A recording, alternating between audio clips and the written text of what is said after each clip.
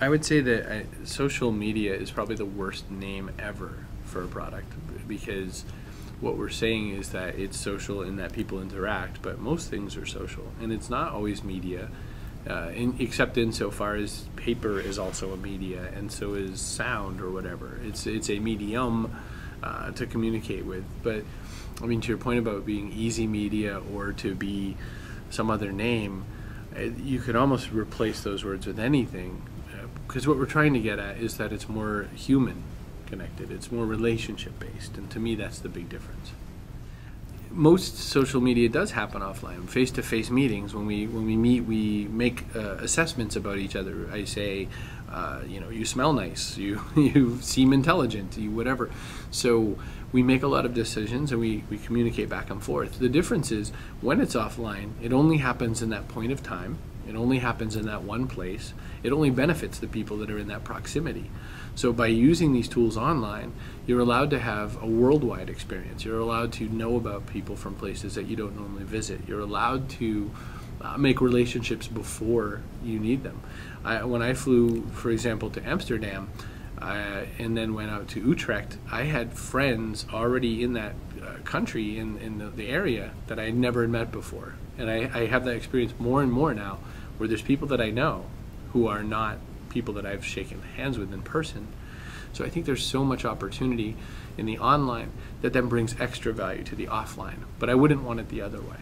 I don't think companies have the luxury of waiting until they've answered all their social concerns and their social responsibility. I think that they need a presence ahead of an issue like this. In a case where Nestle ran into a problem where people were complaining about where they're doing their forestry and where they're getting their palm oil, they just had no real great communications plan in place for should they have a negative thing happen, which is strange because they do for the mainstream. But they had just never dealt with a crowd, and they never understood the dynamics of a social setting where it's a commons and where everyone can come and do something. On most social platforms, the people are stronger than the organization, and so it's an issue they had yet to face. I think that not waiting is very important, though, and building a platform and building a presence and building a relationship, so that it's harder to yell at Elspeth from Nestle as opposed to Nestle, because then I might know you, perhaps we've met at a conference or something, perhaps you just have seen videos of me, so then I can have a better relationship, and if I have something to say to you, I'll be much more civil, and I'll know that there's a human behind it. It's easy to be yelling at a company because companies are who hurt people. People rarely hurt people, companies do. There's a lot of companies right now making various sentiment-based tools. How do you understand what people are saying? Monitoring type tools. There are also new analytic tools trying to figure out and put their hands around what's most important in gathering social media data.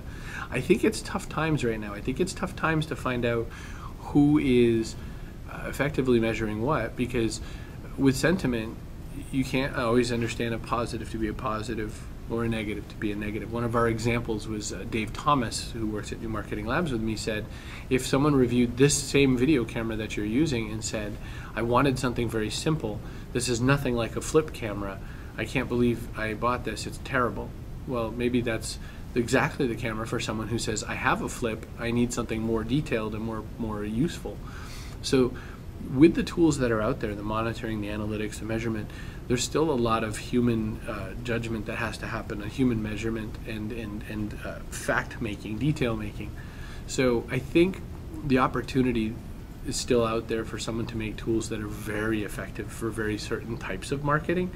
I just don't see them here yet. I think we're getting closer with each iteration. The tools that are out there to automate marketing, I think, are risky and or dangerous. I think there's parts that should be automated. I think that measuring and metrics type parts are automatable.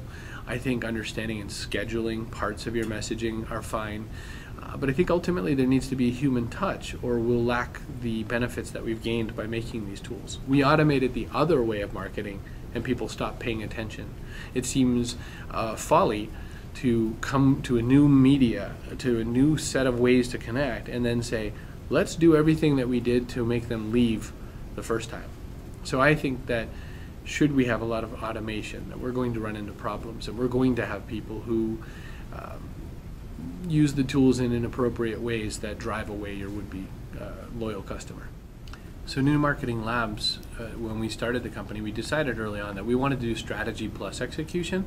And one thing that's very different with social media is that there aren't as many discrete campaigns as there is setting up a presence, setting up a system of how we're going to connect and interact, and then just managing and maintaining that.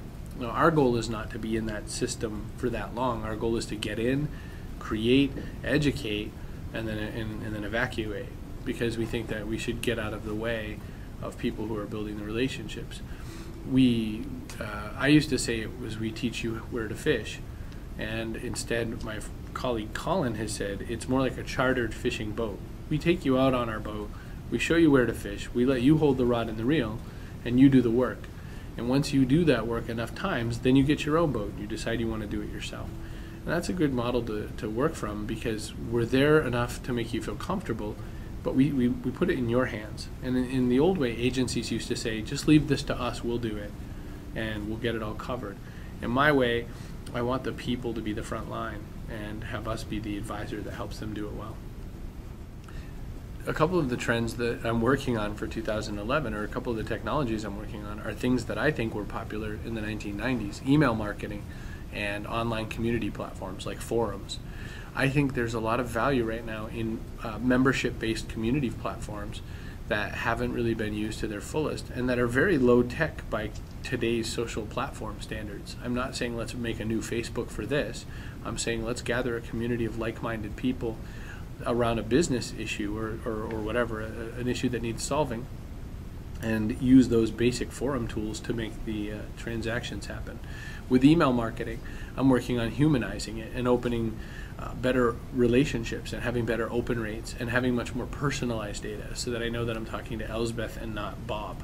So I think it's how do I use the tools in a way that haven't been used before, and how do I use them in a way that brings me a better yield than some of these kind of open-ended social tools. And those are the tools that I've chosen to work on top of blogging. I'm not a fan of location-based services. One reason is that it doesn't benefit me for me to give up my location. When I give it up, other people start marketing to me in that locale.